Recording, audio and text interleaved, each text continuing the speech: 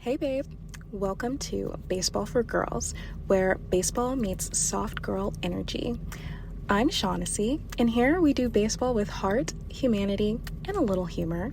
So, whether you're brand new to the game or deep in your baseball era, you're in the right place. So grab something cozy and settle in, and let's get into today's episode. Let's play ball.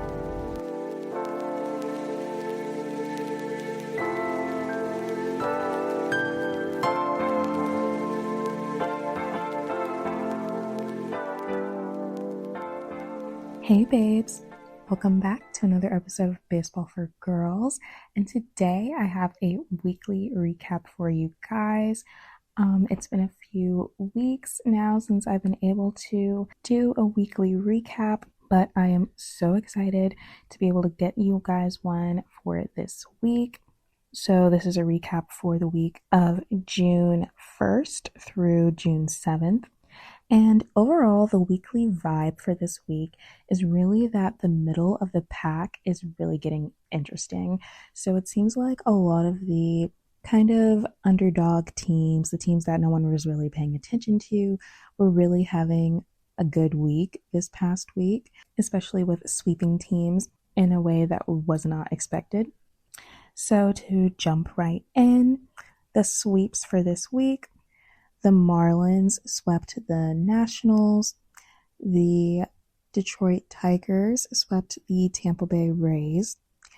And the Phillies swept the Padres. So that was for during the weekday series. And then over this past weekend, the Milwaukee Brewers swept the Colorado Rockies. The Braves swept the Pirates.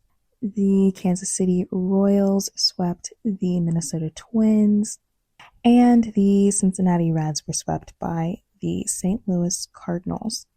So I think that the biggest surprising sweep from this past week was just the Tigers sweeping the Rays, just because the Rays are actually at the top of their division. They are in the American League East, and they've been pretty much dominating for the past couple of weeks. And seeing the Tigers, who have lost their star pitcher Tarek Skubal, who I think is actually on rehab assignment. I feel like I just saw him throwing pitches, but he's definitely not playing right now. So for them to still be able to get some good wins and get a sweep against one of the better teams in baseball is really impressive and not really expected. But not so surprisingly, the Brewers sweeping the Rockies and the Braves sweeping the Pirates. We know that the Braves are the best team in baseball right now, and the Brewers are not too far behind. But I do think that the middle of the pack kind of teams have been winning a lot of series lately. Thinking of the Tigers, who just swept the Rays, but also thinking of the Orioles, the Royals sweeping the Twins and having some pretty good series of late. The Cardinals that are bouncing back. Well, okay, now I'm just spoiling the rest of the episode. So the sneaky team of the week is the Baltimore Orioles. I was very hesitant to call them the sneaky team just because everyone knows that they're my favorite team. But they just won their series versus the Boston Red Sox, and even though they lost their series against the Blue Jays this past weekend, their offense, the Orioles' offense, has really been heating up a lot lately. They've been scoring runs, they've been playing good baseball.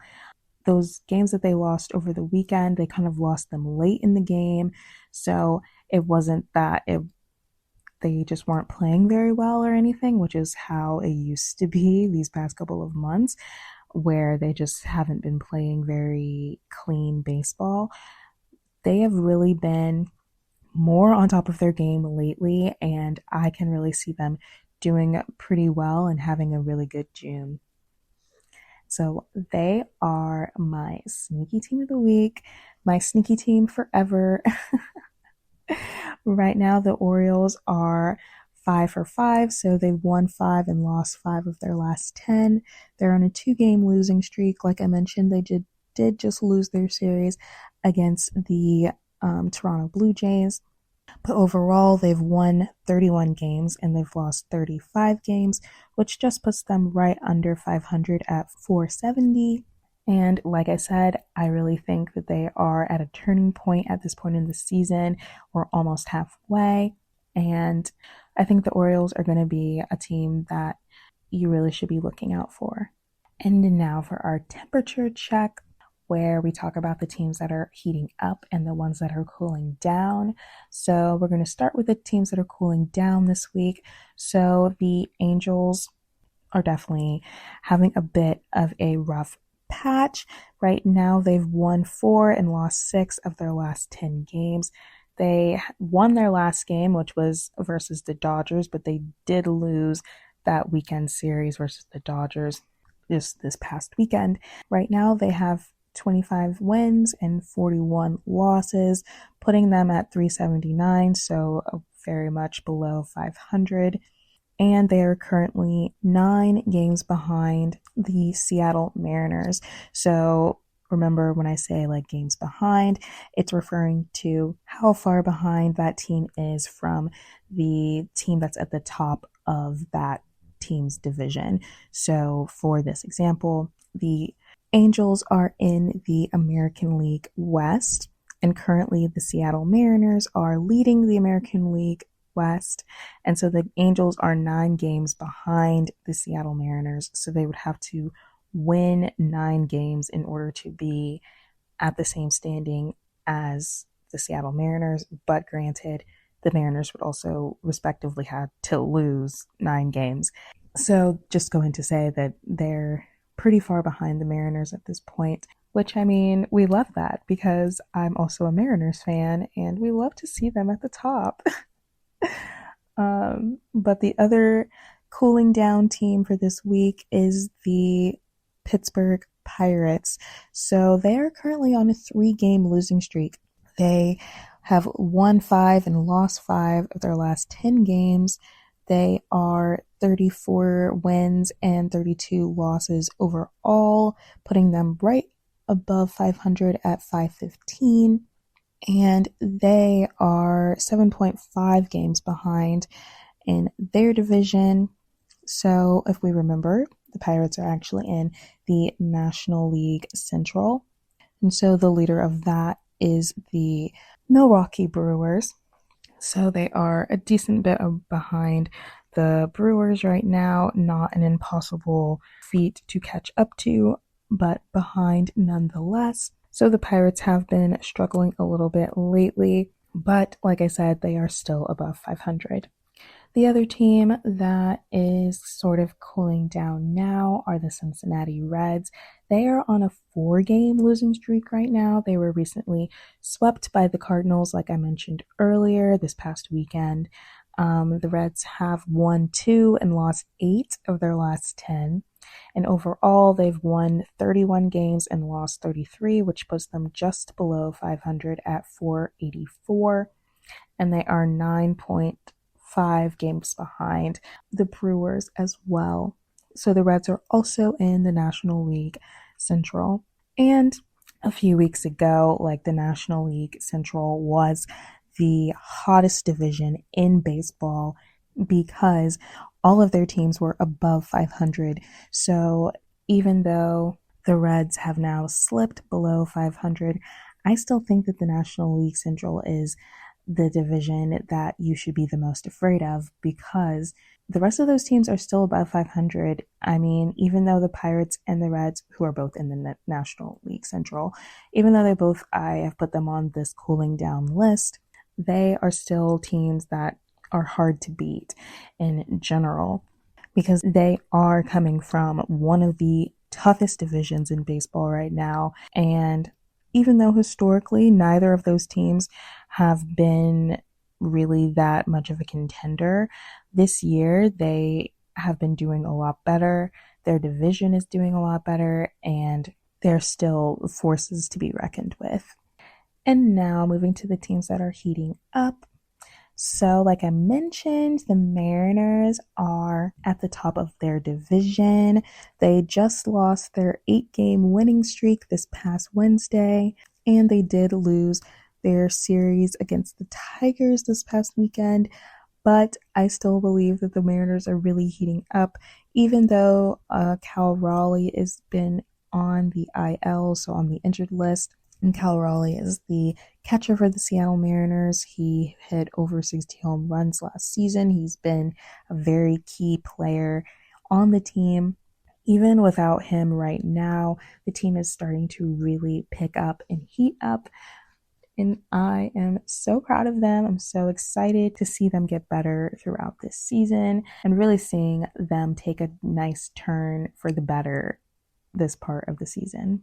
The other team that's really starting to heat up again are the St. Louis Cardinals. They are currently on a 4-game winning streak.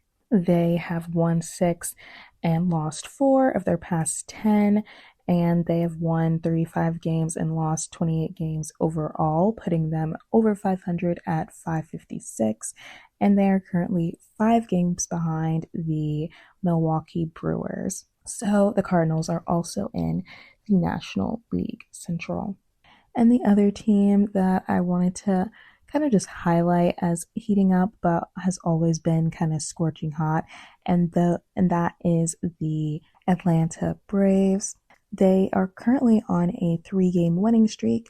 They've won 8 and lost 2 of their past 10, and overall they have 45 wins and 21 losses, putting them well above 500 at 682. Over the weekend, they swept the Pirates, and during the week, they won their series against the Blue Jays. And like I mentioned earlier, they are the hottest team in baseball right now. So they have the best record, and that being that 45 wins and 21 losses. No other team in baseball has a record that high. So even though I have them under heating up, they might as well be just scorching hot. And everyone should be a little afraid when the Braves are coming to town. And for my favorite storyline this week, / my favorite statistics. So for the Padres, Fernando Tatis Jr. recently hit his first home run of the season. He had gone 55 games and 200 at-bats without hitting a home run. And so he finally got his first home run of the season, and it was 451 feet, which was the longest home run he's hit since 2021. And so we are just really hoping that for the Padres' sake, Fernando is back in the game. He was already on a 13-game hit streak. So hopefully this is just a really good turning point for Fernando, and we're hoping him and the Padres the best. And for the home run leaderboard, again, we have Kyle Schwarber right there at the top with 23 home runs. We know Kyle Schwarber is the designated hitter for the Philadelphia Phillies. And then we have Yordan Alvarez, who's the designated hitter for the Astros with 22 home runs. And Minetaka Murakami with 20 home runs, and he is the first baseman of the Chicago White Sox. And for my soft take of this week, like I mentioned, there were a lot of unsuspecting teams that were kind of doing a little bit better over this past week and really just keeping us on our toes. So really at this point in the season, we're seeing the season unfold, and we know there are 162 games in the season, so every team is going to have their chapter, their time to shine and really surprise us all, which is really just reflective of life, where you're going to have good days and bad days, good months and bad months, but you're always going to have another opportunity to show up and do your best and be that unsuspecting winner of the week and show everyone what you're made of. And I was kind of mentioning it throughout this episode, but I did want to go over the division leaders. um, as of June 8th. Yeah, today's June 8th, 2026. I want to do a recap of the division leaders at least once a month. And so, starting with the American League East, like I mentioned, the Rays are at the top of the division right now. They're actually on a 2-game losing streak right now. They haven't been doing super well. They've only won 3 and they've lost 7 of their past 10. They were recently swept by the Tigers, like I mentioned earlier in this episode. And over the weekend, they did lose their series versus the Marlins. But overall, they've won 37 games and lost 25, putting them well above 500 at 597. So even though they've had a bit of a rough go these past couple of games, they are still at the top of their division and still pretty much at the top of all of baseball. And for the AL Central, the Cleveland Guardians are at the top. They lost their last game, but currently they've won 5 and lost 5 of their last 10. They are 37 wins and 30 losses overall, putting them at 552. And they recently won their series versus the Yankees throughout this past week. The AL West, like I mentioned, the Mariners are at the top of that division. They have won 7 and lost 3 of their last 10. They lost their last game, but they have 34 wins and 32 losses overall, putting them just above 500 at 515. The National League East, we know, is ruled by the Braves. The Atlanta Braves are on a 3-game winning streak, like I mentioned earlier. They have 45 wins and 21 losses overall. And I already went over their stats a little bit earlier, but just to reiterate that they are the top of their division and the top of baseball. The National League Central is being dominated by the Brewers. So the Brewers have won 7 and lost 3 of their last 10 games. They're currently on a 3-game winning streak, and overall they've won 40 games and they've lost 23, putting them well above 500 at 635. And finally, the Dodgers are winning in the National League West. They've won 6 and lost 4 of their past 10 games. Overall, they've won 42 and lost 24 games, putting them at 636. They lost their last game versus the Angels, but we know that the Dodgers are pretty much dominating their division, and they pretty much always do.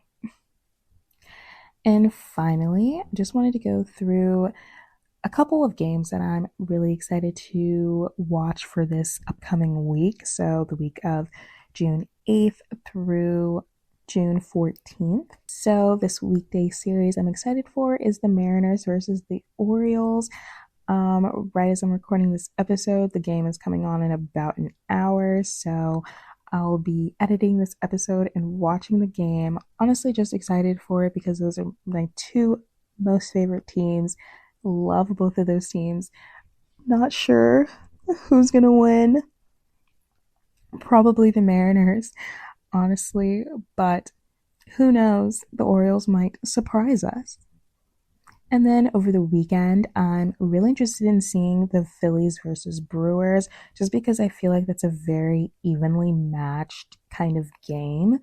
The Phillies are currently 9.5 games behind the Braves, but they've won 7 and lost 3 of their last 10 games, and they won their last game, which was the weekend series that they won versus the Chicago White Sox.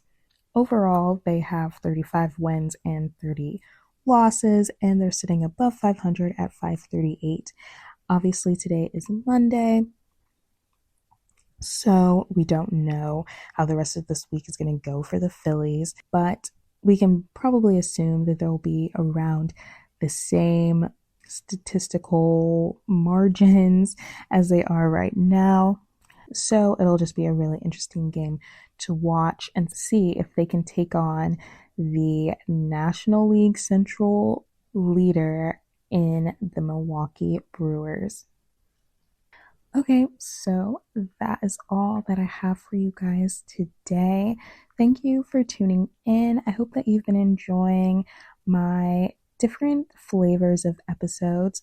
I am still traveling a lot. I'm still in Europe right now. I'm back in Paris for the remainder of this week, and then I'll be going to the Netherlands for work. So next week will not be a recap. I will be going over the All-Star games. So almost forgot to mention that the All-Star game voting has begun, which is really exciting. I've already recorded an episode that explains how the All-Star break works. And so that'll be posting next week. So if you don't really know how it works, then you can listen to that episode or obviously just look it up too. I definitely encourage you to go on to, I guess, just like MLB.com. I actually don't really know the website. They don't pay me. I don't know I don't know how to direct you to it exactly. I mean, I have the MLB app, so it just kind of like prompts me to vote. But anyway, you should definitely vote for your favorite players, and they would really appreciate it, I'm sure. And then you can see them hopefully play in the All-Star break in July. I believe, oh, I say it in the episode about the All-Star break, but I'm pretty sure it starts July 12th. But anyway, it's usually the second week of July and it lasts about a week. And for one of the days, the American League plays the National League, and it's just a really fun game to watch. So definitely recommend that. Definitely recommend going online and voting for your favorite players so that you can see them play and force them to keep working during with the time that's actually supposed to be a break for them. But you know, it's fine. It's fine. Um, but anyway, thanks for tuning in. I hope that you enjoyed this episode. And if you did, please don't forget to rate and comment. It really helps me out and helps other people discover the show as well. So I hope you guys have a good rest of your week, and I'll see you next time. Thank you for joining me in the softest corner of sports media. Bye. Oh my gosh, wait. So, well, hey babes, thank you for tuning in for another episode of Baseball for Girls. I probably forgot to plug the things that I'm doing, including my Instagram, so I just wanted to come back here and plug all my little things really quick. So my Instagram is baseball, the number 4 girls _ and I just kind of post on there whenever I upload a new episode.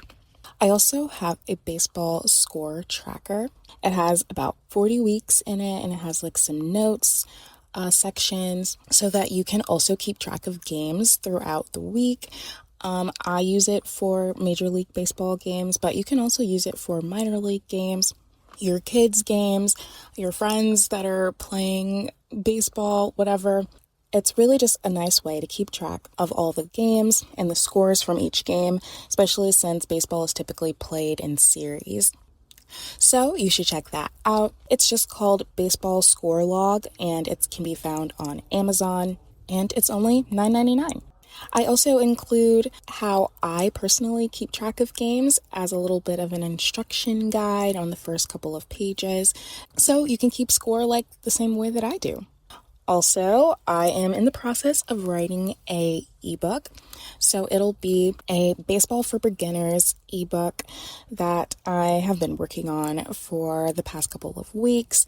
It'll just kind of walk through the rules of the game, how to watch it for the first time, and just give you a general idea for how to understand baseball from a very, very basic perspective.